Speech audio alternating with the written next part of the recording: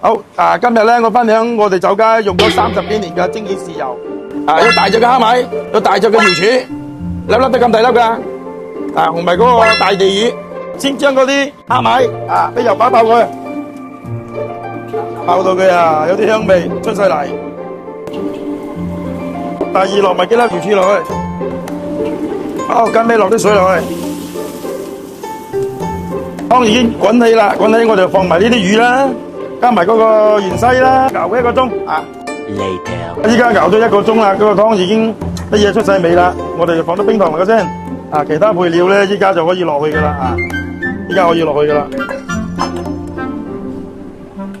好啦，依家啲冰糖咧就溶咗噶啦，就將我哋嘅魚露啦，加埋啲魚露落去，調一調嘅鮮味，一品鮮啦。嗰隻金標生抽嗰啲生抽啦，係嘛？呢個老抽啦，調色嘅老抽啦，放埋落去，大功告成噶啦。因為咧呢個豉油滾嘅時候嘅時間太長咧會酸嘅，依家就等佢一滾起就得噶啦。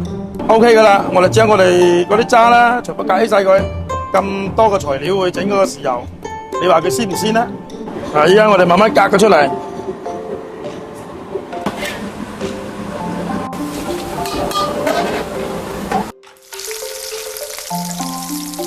呢個咁靚嘅豉油，蒸乜都好食啦。所以話食魚靠豉油。